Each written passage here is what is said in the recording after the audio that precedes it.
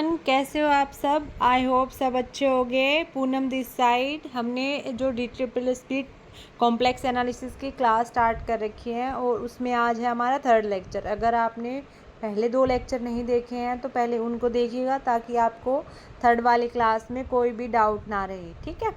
जो last class में हमने क्या क्या पढ़ा था कि अलजेब्रा ऑफ कॉम्प्लेक्स नंबर के ऊपर हम कैसे एडिशन करते हैं, कैसे सब्ट्रैक्शन करते हैं, कैसे मल्टीप्लिकेशन होता है एंड कैसे हम रूल्स अप्लाई करते हैं कि एसोसिएटिव होगा, कम्यूटेटिव होगा, इन्वर्स एग्जिस्ट करेगा, सब्ट्रैक्शंस पे क्या रूल्स होंगे, मल्टीप्लिकेशंस पे क्या रूल होंगे, वो सब हमने पढ़ लिया था। और मल्टीप्लिकेटिव इन्वर्स हमने कॉम्प्लेक्स नंबर का निकालना सीख लिया था।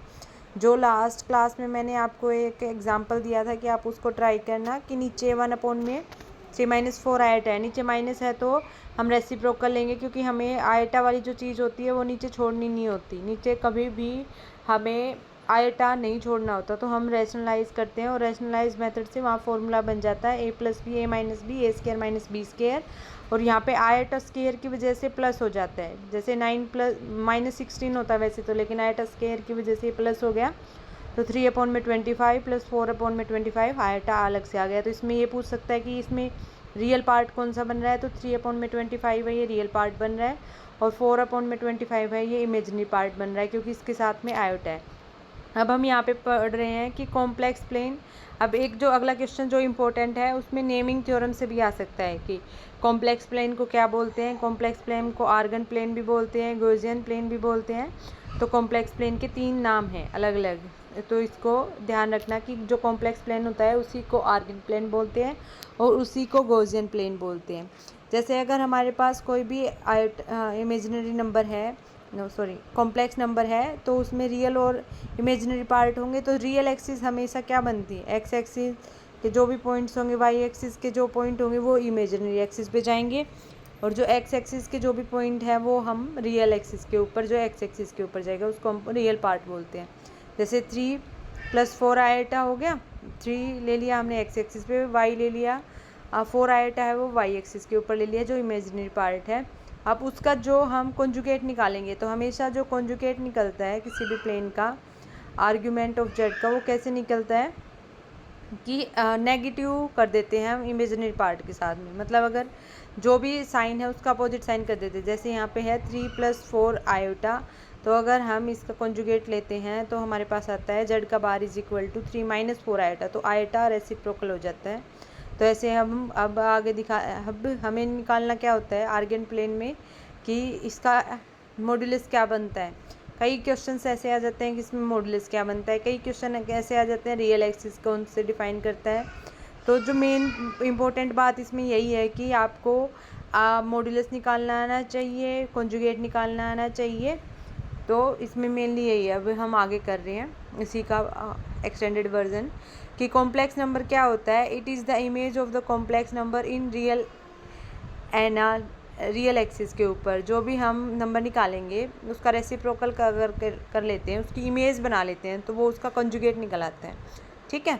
मतलब अगर हम मिरर इमेज, जैसे हम मिरर के सामने खड़े होते हैं तो हमारा लेफ़्ट राइट दिखता है, राइट लेफ़्ट दिखता है, वैसे ही अगर हम कॉन्जुगेट निकाल रहे हैं किसी भी कॉम्प्लेक्स नंबर का, जेड बार से उसको डिनोट किया जाता है। तो ये इंपॉर्टेंट क्वेश्चन यहाँ से बन जाता है कि जो जेड बार से डिनोट किया जाता है तो उसको क्या बोलते हैं, उसको बोलते हैं conjugate of that complex number, जिसमें a + आयटा b को की जो वैल्यू होती है आयटा के साथ में नेगेटिव चेंज हो जाता है, ठीक है। अब हम कर रहे हैं प्रॉपर्टीज़ ऑफ कॉन्जुगेट नंबर की। प्रॉपर्टीज़ में कौन कौन सी प्रॉपर्टीज़ होती हैं, जैसे अगर जेड का बार है तो वो = जेड आएगा अगर यहाँ पे सिर्फ रियल नंबर होगा, है ना।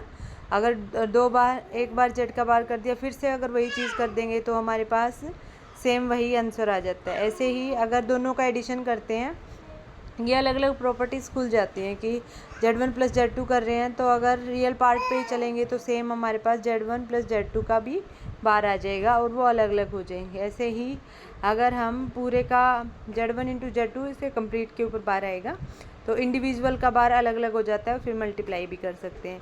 ऐसे ही दोनों का अगर डिवीज़न के अंदर है तो हम एक का अलग से कॉन्जुगेट ले लेंगे और दूसरे वाले का अलग से कॉन्जुगेट ले लेंगे और दोनों को डिवाइड कर देंगे तो भी हमें सेम चीज़ आएगी। जैसे अगर किसी की पावर है किसी की पावर है और जेड का बार है, वो उसकी पावर अगर n है, तो अगर हम जेड का बार अलग अलग लेते हैं फिर उसकी पावर करते हैं तो आंसर बिल्कुल सेम आता है। ठीक है, उसका एग्जांपल दिया हुआ है, जैसे जेड की क्यूब है तो हम 3 बार इसको अलग अलग करते हैं, तो जैसे जेड की बार की पावर n और जेड बार पूरा n है ना, तो दोनों में सेम डिफरेंस क्या है, देखो यहाँ पे तो वो बोल रहा है कि जेड की 3 का बार ले लेंगे। ठीक है, पूरे कंप्लीट के ऊपर इसके ऊपर बार आ जाएगा, तो जेड की 3 का बार लेंगे तो जेड का बार जेड का बार अलग कर सकते हैं, तो जेड का बार 3 हो जाएगा। ऐसे ही इसको कैसे लिख सकते हैं, जेड 3 का कंप्लीट का बार है ना, ऊपर था जैसे कि जेड का बार की पावर n है, और उसको यहाँ पे ऐसे भी लिख सकते हैं कि जेड की पावर n है, उसका कंप्लीट का बार भी लिख सकते हैं।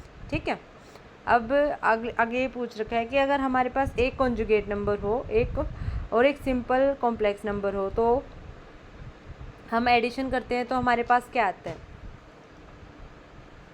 तो अगर हम एडिशन करते हैं तो हमारे पास रियल ऑफ जेड आता है। कैसे, जैसे a plus iota B, a minus iota B, तो iota B plus iota B से माइनस आयटा बी कैंसिल हो जाता है, तो सिर्फ 2a बचता है।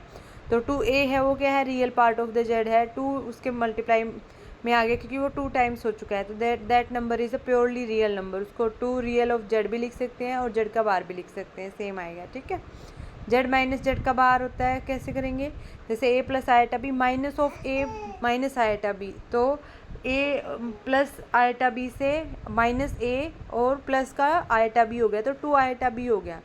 b है वो है तो एक रियल नंबर, लेकिन आयटा की वजह से वो इमेजिनरी बन जाता है, तो 2 आयटा इमेजिनरी पार्ट, तो ये हो गया एक प्योरली इमेजिनरी नंबर। ठीक है, ऐसे ही अगर दोनों की किसी एक का कंजुगेट हो, नॉर्मल में मल्टीप्लाई करेंगे तो क्या आएगा कि रियल पार्ट आ जाएगा इंडिविजुअल का,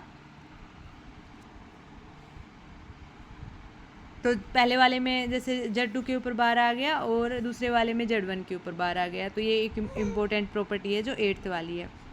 और ये मॉड्यूलस का क्वेश्चन बहुत इंपॉर्टेंट है, modulus of complex number. Z का जो मॉड्यूलस निकालते हैं तो कैसे निकालते हैं, a प्लस आयटा बी है तो आयटा को छोड़ के जो भी उसके रियल और इमेजिनरी पार्ट्स हैं साथ वाले के, उनका स्क्वायर कर दो और ये ओरिजिन से डिस्टेंस निकल आएगी, क्योंकि इसके अंदर कोई भी पॉइंट नहीं दिए रखा। ठीक है, आगे का हम अगली क्लास में करेंगे। इस क्लास से मोस्ट प्रोबेबली 1 क्वेश्चन आने के चांसेस हैं। कौन सा, क्योंकि वो मॉड्यूलस की प्रॉपर्टीज़ पूछ सकता है या फिर मॉड्यूलस के ऊपर क्वेश्चन आ सकता है। थैंक यू सो मच, मिलते हैं नेक्स्ट क्लास में।